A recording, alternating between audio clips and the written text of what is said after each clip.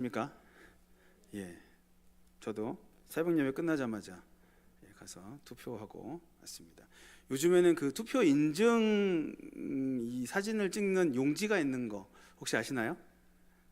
예, 인터넷 보니까 이렇게 정사각형 한 요 손가락만하게 사람들이 만들어 가지고 거기다 도장을 찍도록 이렇게, 그래서 투표 완료 이렇게 되면 여기다가 이제 동그라미 거기다 도장을 찍으면 글씨가 완성이 되는 이런 형식으로 투표 완료 뭐 이런 식으로 해가지고 그렇게 투표를 했다라고 하는 것을 인증하는 그런 거를 이렇게 만들어서 또 그렇게 인증을 하는 사람들이 있더라고요. 그래서 저도 따라 해봤습니다.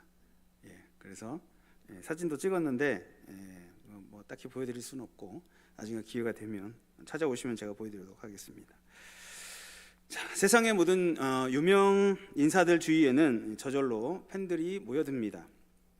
배우 등 연예인이든지 운동선수이든지 예술인이든지 하여튼 그 사람을 좋아하는 사람들이 늘 그 사람 주위에 모여들기 마련입니다. 우리 예수님도 굉장히 인기가 많으신 분이었습니다. 그리고 우리 예수님의 경우에는 아주 특별한 부류의 팬클럽이 있었습니다. 오늘 본문 1절과 2절 말씀을 보니까 모든 세리와 죄인들이 말씀을 들으러 가까이 나아오니 바리새인과 서기관들이 수군거려 이르되 이 사람이 죄인을 영접하고 음식을 같이 먹는다 하더라 라고 기록하고 있는데, 예수님께서 가시는 곳마다 항상 세리와 죄인들이 모여들었던 것을 아마도 성경은 그것을 발견하고 기록을 하는 것 같습니다. 그들은 그 세리와 죄인들은 세련된 어떤 문화인이라고 할 수도 없었고 경건한 종교인이라고 할 수 없었고 평균 수준의 일반인이라고 할 수 없는 사람들입니다. 오히려 유대 사회로부터 멸시와 미움을 받았던 대상들이 바로 세리와 죄인들이었습니다. 그런데 이 사람들이 바로 우리 예수님을 가장 사모하는 열성 팬들이 되었다라고 하는 것입니다. 왜 그렇게 되었냐 하면 예수님께서 바로 그런 죄인들을 감동시키는 그런 특별한 능력을 가지고 계셨기 때문입니다. 우리 예수님께서는 그 모든 세리들과 죄인들에게 하나님께서 베풀어 주시는 죄사함과 구원의 복음을 들려주심으로써 그 죄인들의 마음속에 그 어디에서도 듣거나 느끼지 못했던 감동과 기쁨을 느끼게 해 주셨던 것입니다. 이 밤에 우리가 본문의 말씀을 함께 살펴볼 때에 예수님께서 보여주셨던 이 세리와 죄인들에 대한 그 구원의 역사가 어떤 것이며, 또 지금 이 시대에도 변함없이 택함받은 자들에게 나타나는 죄인의 회개라고 하는 것이 어떤 것인지를 함께 살펴보고 은혜를 나누는 시간이 되기를 간절히 바랍니다. 첫째로, 죄인의 회개라고 하는 것은 하나님께서 주권적으로 역사하시는 구원의 과정입니다. 오늘 본문 3절부터 10절까지 내용에 두 비유의 내용이 나와 있습니다.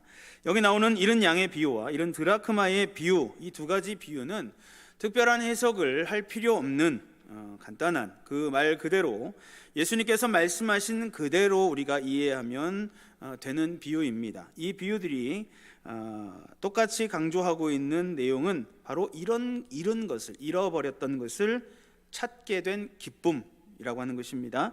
하나님 앞에서 잃어버린 바 되었던 죄인을 도로 찾게 되는 그런 기쁨이라고 하는 것은 사람이 자기의 중요한 소유물을 잃어버렸다가 다시 찾게 되는 같은 그런 기쁨과 같다라고 하는 것입니다.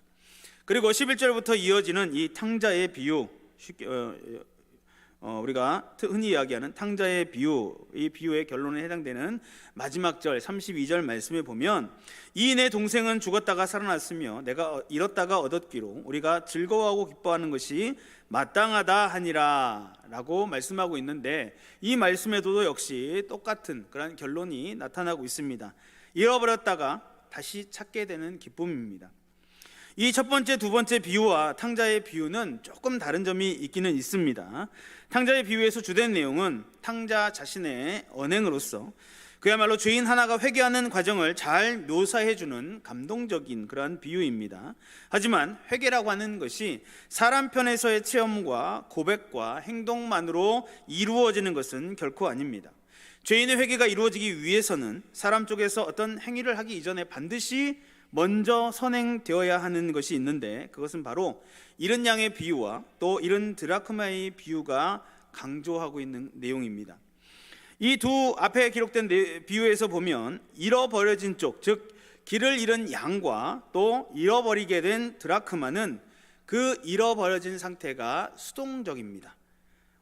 양은 자기 힘으로 스스로 목자를 찾아올 수 없는 상태고, 동전 역시, 그 드라크마 역시 스스로 그 여자의 발 밑으로 굴러서 찾아올 수 없는 그런 상태라고 하는 것입니다.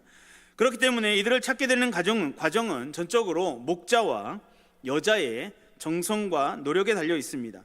목자 속에서 들에 두루 다니며 잃은 양을 찾으려 하고, 여자 쪽에서 등불을 들고 집을 쓸며 부지런히 찾는 것입니다. 그럼에도 불구하고 결론에 가면 두 비유에서 모두 다 이렇게 말씀합니다. 이와 같이 죄인 하나가 회개하면 이라고 하는 말씀입니다. 이렇던 것들을 찾게 되는 것은 전적으로 목자와 여자의 노력에 의한 것이었고, 양이라든지 드라크마의 그 쪽에서는 완전히 피동적인 그런 상태로 발견된 것임에도 불구하고 그런 과정이 죄인이 회개하는 것이다 라고 말씀하고 있는 것입니다. 이 말씀은 무슨 뜻입니까?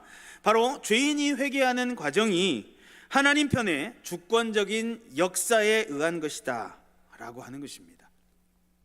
사람이 자기 죄를 회개하게 되는 것은 사람 자신 속에서 저절로 일어나는 어떤 심리적인 현상이 아니라는 것입니다.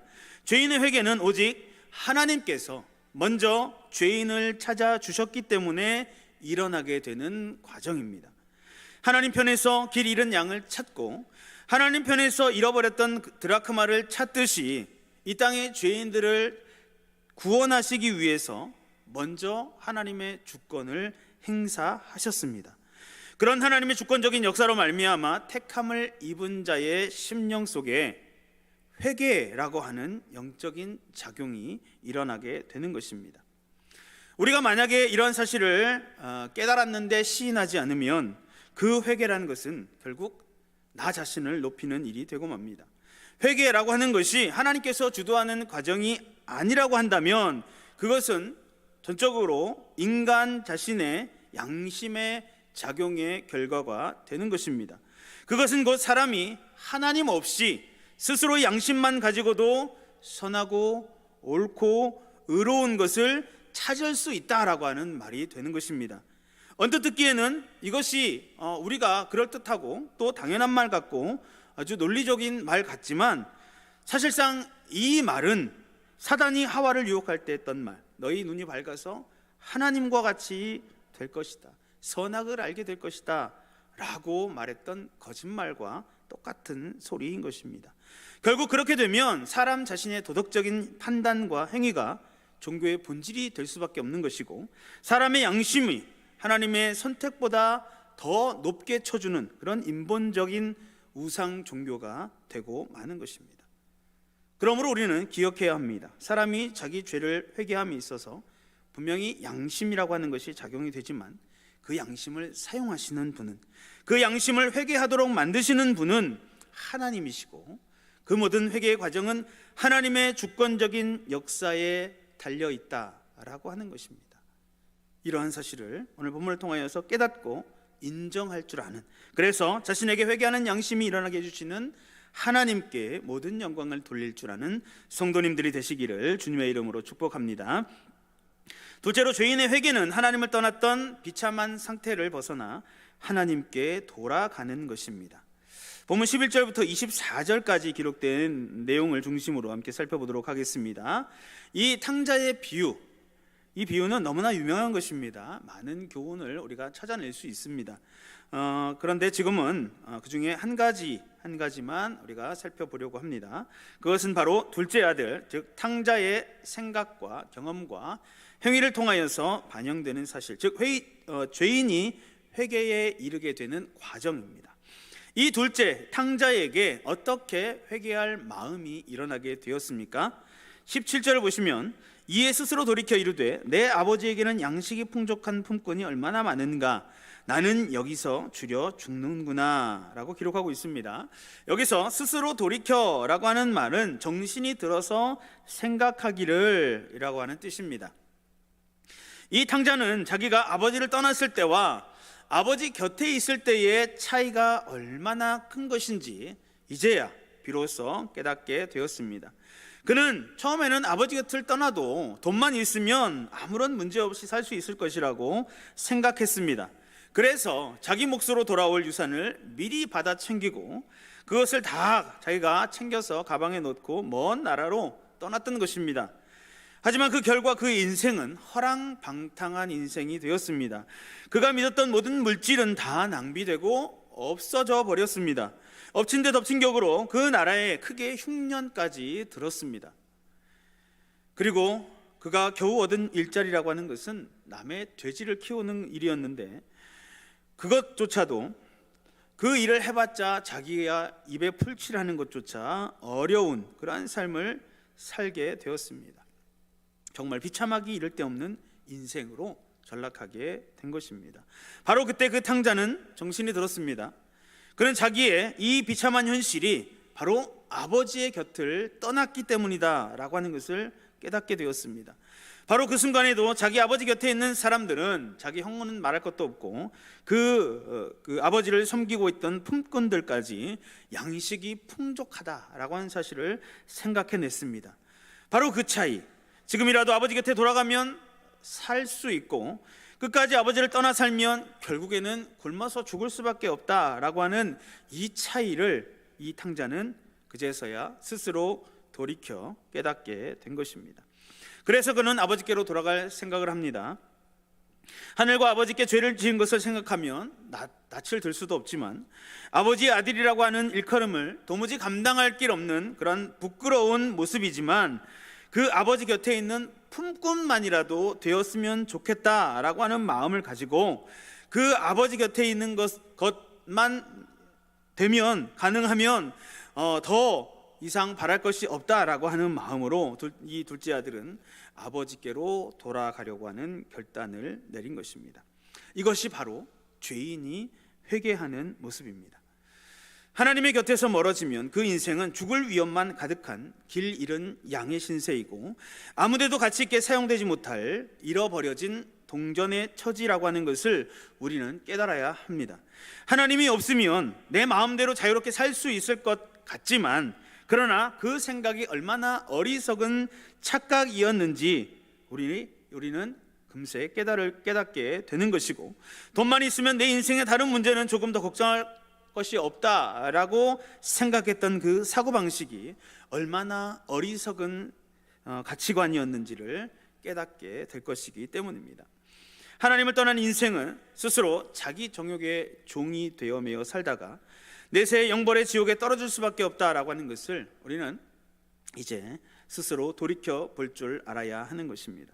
하나님을 떠나 사는 인생이 자유롭고 행복할 것 같지만 실상은 얼마나 비참한 삶이 될 것인지를 깨닫고 아직도 우리를 기다리고 계시는 하나님 아버지께 하루속히 돌아옴으로써 이 땅에서와 또 내세에까지 하나님의 자녀의 신분을 회복시켜 주시는 그 복을 받아 누리게 되는 성도들이 되시기를 주님의 이름으로 축복합니다. 셋째로, 죄인의 회개는 천국에도 최고의 기쁨을 가져다 줍니다. 본문 25절부터 마지막 32절까지 기록된 내용입니다. 아버지께는 그처럼 큰 기쁨을 주었던 죄인의 회개에 대하여서 냉랭하게 반응한, 오히려 분을 낸 마다들이 있었습니다.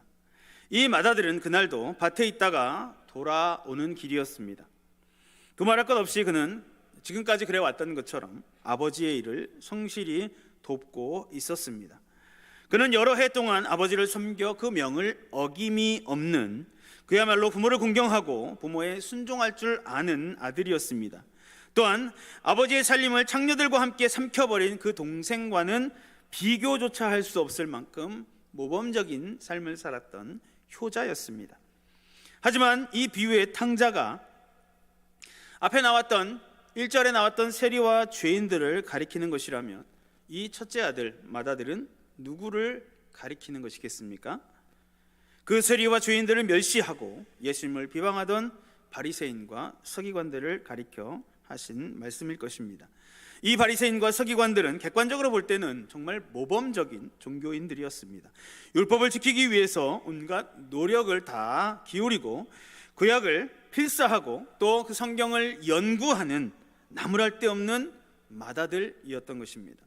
하지만 그들에게 결정적으로 부족한 것이 하나 있었습니다. 그것이 무엇입니까?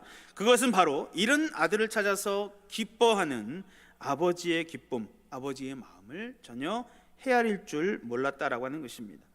죽었다가 살았고 잃었다가 얻은 그 아들로 인하여서 기뻐하는 아버지를 이해하지 못했습니다. 오히려 자기처럼 모범적인 아들에게 염소 새끼라도 주어서 자신을 칭찬해 주지 않은 것에 대해서 분통을 터뜨리는 모습을 나타내었습니다. 그는 또한 자기 동생에 대해서도 아버지의 살림을 창녀들과 함께 삼켜버린 이 아들이라고 말했습니다. 자기의 동생이라고 부르지도 않고 이 아들이라고 부른 것입니다.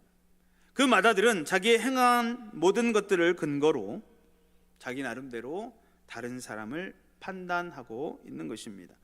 그런 자기 기준에 미치지 못하는 동생은 아예 형제라고 인정하지도 않는, 형제로 칠 가치조차 없는 존재라고 아예 낙인을 찍어버렸던 것입니다. 바리새인들은 이처럼 세리와 죄인들을 판단했기 때문에, 그들을 정죄했기 때문에 그런 사람들을 영접하고 함께 교제하는 예수님까지 비난하게 되었던 것입니다. 세리와 죄인과 함께 식사하시는 예수님, 그 예수님의 마음을 이해하지 못하는 성도는 바로 이런 맏아들과 같은 사람들입니다. 자기만큼 신앙생활하지 못하는 사람, 즉 자기는 열심히, 자기는 올바르게 신앙생활하는데 나의 기준에 미달되는 다른 교인들을 도무지 눈뜨고 볼 수 없는 그런 사람이 되고 마는 것입니다. 성경 말씀을 잘 순종하고 항상 교회 일에 열심히 나와는 도무지 비교도 안 되는 그런 수준 낮은 교인이 같은 교회에 있다, 같은 전도회에 있다, 같은 구역에 있다라고 하는 사실을 도무지 못 견디는 사람이 되고 마는 것입니다.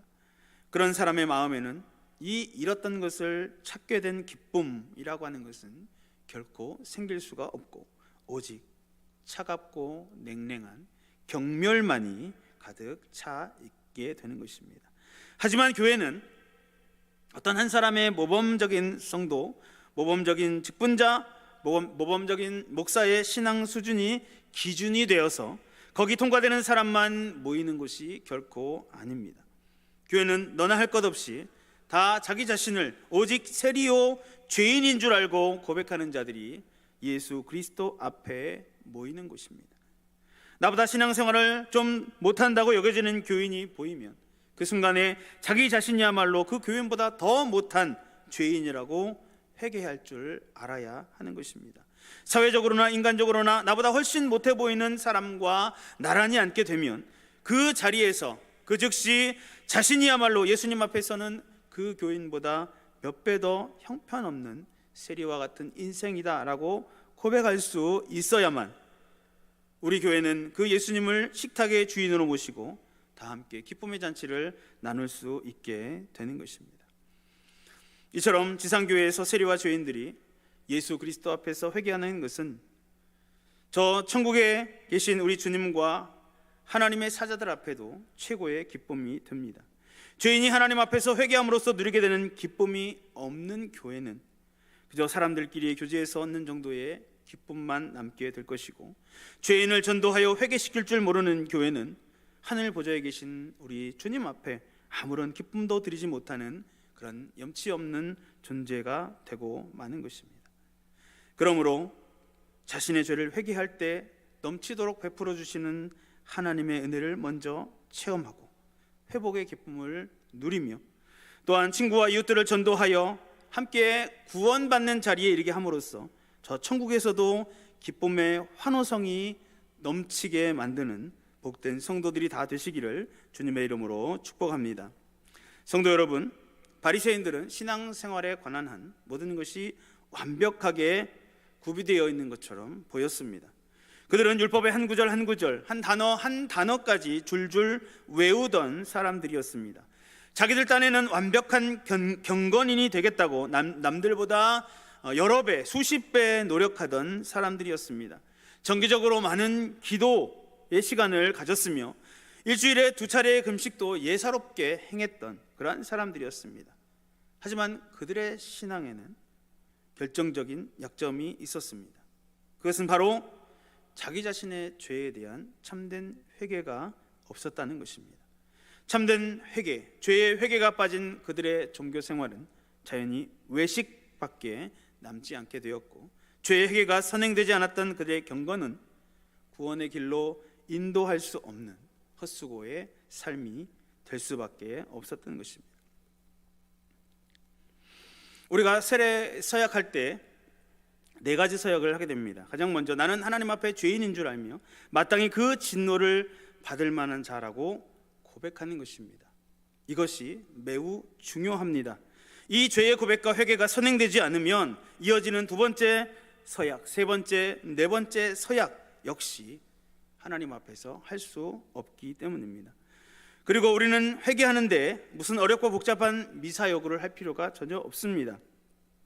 둘째 아들도 처음에는 그것이 걱정이 되었습니다. 그래서 그는 내가 일어나 아버지께 가서 이르기를, 아버지, 내가 하늘과 아버지께 죄를 지었사오니 지금부터는 아버지의 아들이라 일컬음을 감당하지 못하겠나이다. 나를 품꾼의 하나로 보소서 라고 말하려고 리허설까지 다 했었습니다. 18절과 19절에 기록된 내용입니다. 그런데 21절에 보면 아버지, 내가 하늘과 아버지께 죄를 지었사오니 지금부터는 아버지의 아들이라 일컬음을 감당하지 못하겠나이다 까지 말하고 나서는 더 이상 말을 하지 못했습니다. 왜냐하면 그 아버지가 더 이상 그의 말을 들으려 하지 않고 그 아들의 말을 막았기 때문입니다. 둘째 아들은 자기 딴에는 정말 부끄럽고 죄송해서 진정을 담아서 회개의 말을 준비해서 왔지만 아버지 쪽에서는 그 모든 말들 다 들을 필요 없이 그저 돌아온 것에 대한 반가움과 기쁨만 가득했던 것입니다. 이것이 오늘날도 우리의 하나님 아버지께서 당신의 회개하는 탕자들을 영접하시는 방법입니다. 주님, 저는 죄인입니다 라고 하나님을 떠나 살던 지난날을 부끄러워하고 하나님 앞에 손을 들고 나오는 우리의 그 첫 마디가 떨어지는 그 순간, 하나님께서는 더 이상 다른 말 다 필요 없이 그 자리에서 저와 여러분들을 하나님의 친자녀로 다시 회복시켜 주시는 그러한 놀라운 은혜를 베풀어 주시는 것입니다. 죄인 하나가 회개하는 것, 이것은 천국에서 하나님께서 너무나도 기뻐하시는 일입니다. 또한 죄인 하나가 회개하는 것은 우리가 교회 안에서 큰 기쁨을 나눌 제목이 된다라고 하는 것을 우리는 기억해야 합니다. 그리고 그것을 꼭 기억하면서 먼저는 우리 각자가 죄를 회개하고 잃어버림 받은 죄인들이 또 회개하고 돌아오게 되는 것을 함께 기뻐함으로써 하나님 나라가 완성되는 것을 함께 목도하고 하나님께 영광을 돌리게 되는 복된 우리 교회에 속한 모든 성도들이 되시기를 주님의 이름으로 축원합니다. 기도하겠습니다. 하나님 아버지, 이 세상은 하나님의 놀라우신 구원 계획이 진행되고 있음으로 인해서 존재하게 됩니다. 또 하나님의 그 구원 계획을 하나님께서 친히 섭리하심으로 돌아가고 있습니다. 그 놀라우신 구원 계획으로 인해 우리를 다시 하나님의 자녀로 회복시켜 주셨음에 감사합니다. 지금도 하나님께서는 구원하기로 택하신 자들을 하나님의 섭리에 따라 찾으시고 그들을 회개하게 하셔서 하나님의 자녀의 신분을 회복시키시는 과정들을 진행하고 계신다라고 하는 사실을 잊지 않게 하시고 하나님의 마음을 헤아릴 줄 아는 믿음이 되게 하시고 택함을 입은 자들이 주님 앞에 돌아오게 되는 복음 전파 사역에 기쁨으로 동참하는 모든 성도들이 되게 하여 주시옵소서. 이 밤에도 믿음으로 간구하기 위해 주님 앞에 나온 주의 백성들을 하나님께서 기억하시고 성령의 충만함을 덧입혀 주시고 하나님의 귀한 뜻을 온전히 깨닫는 복된 시간이 되게 하여 주시며 마땅히 간구할 제목들 하나님 앞에 간절히 부르짖을 때에 우리의 기도에 응답하여 주시옵소서. 예수님의 이름으로 기도드리옵나이다. 아멘. 나의 힘이 되신 여호와여, 찬양하겠습니다.